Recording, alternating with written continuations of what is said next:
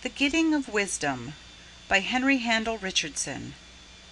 Chapter 11.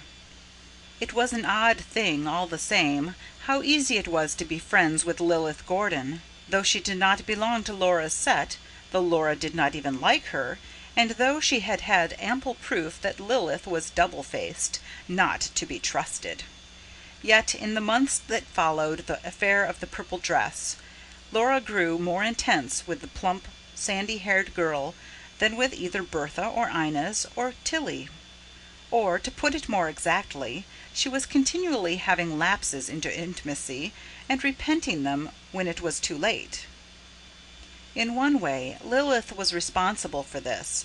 She could make herself very pleasant when she chose, seem to be your friend through thick and thin, thus luring you on to unbosom yourself. And afterwards she would go away and laugh over what you had told her with other girls.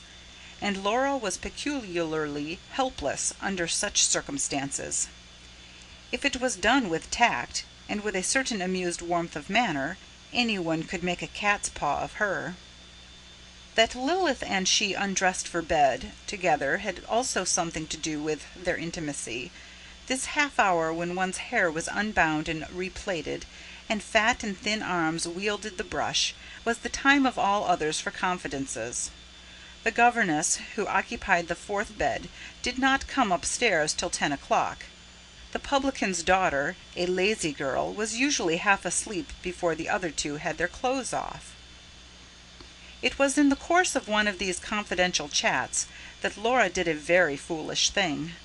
In a moment of weakness, she gratuitously gave away the secret that Mother supported her family by the work of her hands. The two girls were sitting on the side of Lilith's bed.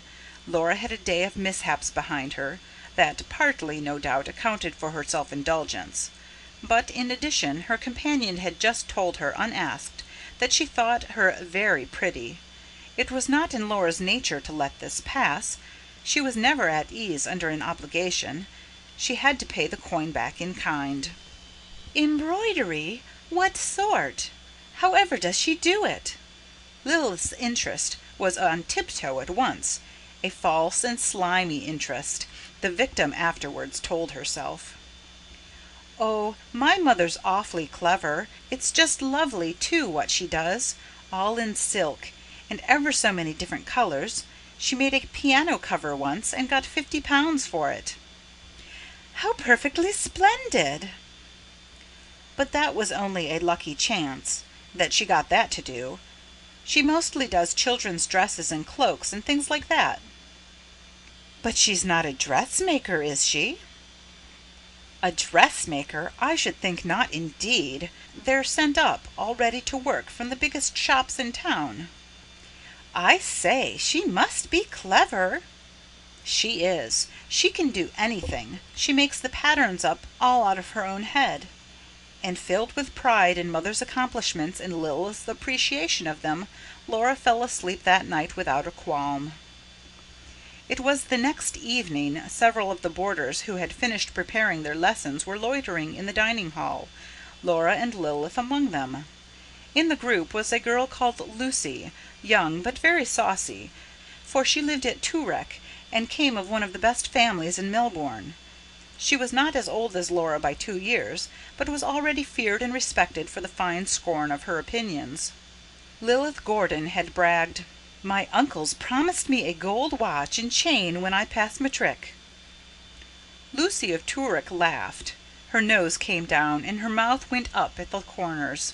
"Do you think you ever will?" "G.O.K. and he won't tell, but I'll probably get the watch all the same." "Where does your uncle hang out?" "Brisbane." "Sure he can afford to buy it?" "Of course he can." "What is he?" Lilith was unlucky enough to hesitate ever so slightly. "Oh, he's got plenty of money," she asserted. "She doesn't like to say what he is." "I don't care whether I say it or not." "A butcher, perhaps? Or an undertaker?" "A butcher? He's got the biggest newspaper in Brisbane." "A newspaper? Great Scott! Her uncle keeps a newspaper."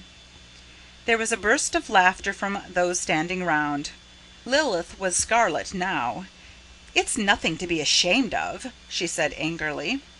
But Lucy of Toorak could not recover from her amusement. "An uncle who keeps a newspaper! A newspaper! Well, I'm glad none of my uncles are so rummy. I say, does he leave it at front doors himself in the morning?" Laura had at first looked passively on, well pleased to see another than herself the butt of young Lucy's wit.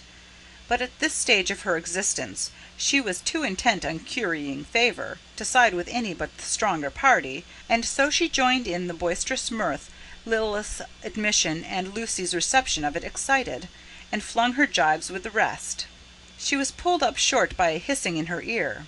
"If you say one word more, I'll tell about the embroidery." Laura went pale with fright. She had been in good spirits that day, and had quite forgotten her silly confidence of the night before. Now the jeer that was on the tip of her tongue hung fire. She could not all at once obliterate her smile.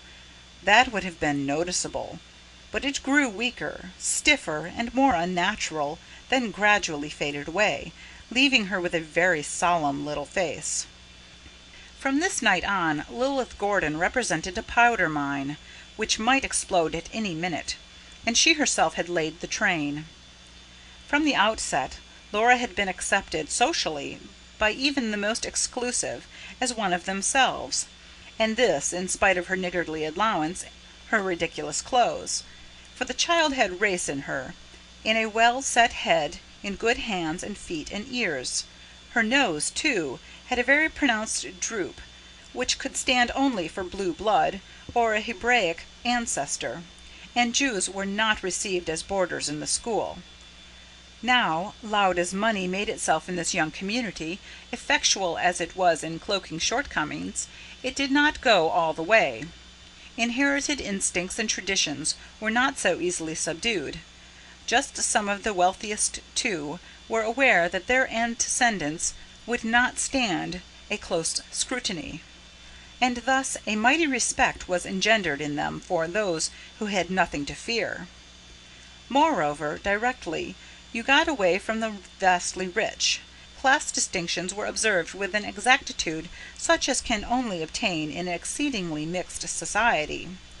The three professions alone were sacrosanct. The calling of architect, for example, or of civil engineer was, if a fortune had not been accumulated, utterly without prestige. Trade, any connection with trade, the merest bowing acquaintance with buying and selling, was a taint that nothing could remove, and those girls who were related to shopkeepers, or, more awful still, to publicans, would rather have bitten their tongues off than have owned to the disgrace. Yet Laura knew very well that good birth and an aristocratic appearance would not avail her, did the damaging fact leak out that her mother worked for her living. Work in itself was bad enough. How greatly to be envied were those whose fathers did nothing more active than live on their money. But the additional circumstance of mother being a woman made things 10 times worse. Ladies did not work. Someone always left them enough to live on, and if he didn't, well, then he, too, shamed the ignominy. So Laura went in fear and trembling lest the truth should come to light. In that case, she would be a pariah indeed. Went in hourly dread of Lilith betraying her. Nothing, however, happened, at least as far as she could discover, and she sought to propitiate Lilith in every possible way. For the time being, though, anxiety turned her into a porcupine, ready to erect her quills at a touch. She was ever on the lookout for an allusion to her mother's position, and for the slight that was bound to accompany it. Even the governesses noticed the change in her. 3 of them sat one evening round the fire in Mrs. Gurley's sitting-room, with their feet on the fender. The girls had gone to bed. It was Mrs. Gurley's night off, and as Miss Day was also on leave, the 3 who were left could draw in more closely than usual. Miss Snodgrass had made the bread into toast, in spite of Miss Chapman's quakings lest Mrs. Gurley should notice the smell when she came in. And as they munched, Miss Snodgrass related how she had just confiscated a book Laura Rambotham was trying to smuggle upstairs, and how it had turned out that it belonged not to Laura herself, but to Lilith Gordon. She was like a little spitfire about it all the same. A most objectionable child, I call her. It was only yesterday I wanted to look at some embroidery on her apron, a rather pretty new stitch, and do you think she'd let me see it? She jerked it away and glared at me as if she would have liked to eat me. I could have boxed her ears. I never have any trouble with Laura. I don't think you know how to manage her, said Miss Chapman, and executed a little manoeuvre. She had poor teeth, and having awaited a moment when Miss Snodgrass's sharp eyes were elsewhere engaged, she surreptitiously dropped the crusts of the toast into her handkerchief. I'd be sorry to treat her as you do, said Miss Snodgrass, and yawned. Girls need to be made to sit up nowadays. She yawned again, and gazing round the room for fresh food for talk, caught Miss Zielinski with her eye. Hello, Zelie. What are you deep in? She put her arm round the other's neck and unceremoniously laid hold of her book. You naughty girl. You're at Ouida again. Always got your nose stuck in some trashy novel. Do let me alone, said Miss Zielinski pettishly, holding fast to the book. But she did not raise her eyes, for they were wet. You know you'll count the washing all wrong again tomorrow. Your head'll be so full of that stuff. Yes, it's time to go, girls. Tomorrow's Saturday. And Miss Chapman sighed, for on a Saturday morning between 6 and 8 o'clock, 55 lots of washing had to be sorted out and arranged in piles. Holy Moses, what a life! Ejaculated Miss Snodgrass, and yawned again, in a kind of furious desperation. I swear I'll marry the first man that asks me to get away from it, as long as he has money enough to keep me decently. You would soon wish yourself back if you had no more feeling for him than that, reproved Miss Chapman. Catch me! Not even if he had a hump, or kept a mistress, or was over 80. Oh dear, oh dear! She stretched herself so violently that her bones cracked. To resume in a tone of ordinary conversation, I do wish I knew whether to put a brown wing or a green one in that blessed hat of mine. Miss Chapman's face straightened out from its shocked expression. Your hat? Why do you want to change it? It's very nice as it is. My dear Miss Chapman, it's at least 6 months out of date. Zelie, you're crying. I'm not, said Miss Zielinski weakly, caught in the act of blowing her nose. How on earth can you cry over a book? As if it were true. I thank God I haven't such a cold heart as you. And I thank God I'm not a romantic idiot. But your name's not Thekla for nothing, I suppose. My name's as good as yours, and I won't be looked down on because my father was once a German. Mr. Kaiser, do you want to buy a dog? Hummed Miss Snodgrass. Girls, girls, admonished Miss Chapman, how you two do bicker. There, that's Mrs. Gurley now, and it's long past 10. At the creaking of the front door, both juniors rose, gathered their belongings together, and hurried from the room. But it was a false alarm, and having picked up some crumbs and set the chairs in order, Miss Chapman resumed her seat. As she waited, she looked about her and wondered, with a sigh, whether it would ever be her good fortune to call this cheery little room her own. It was only at moments like the present that she could indulge such a dream. Did Mrs. Gurley stand before her, majestic in bonnet and mantle, as in a minute or two she would, or draped in her great shawl, thoughts of this kind sank to their proper level, and Miss Chapman knew them for what they were worth.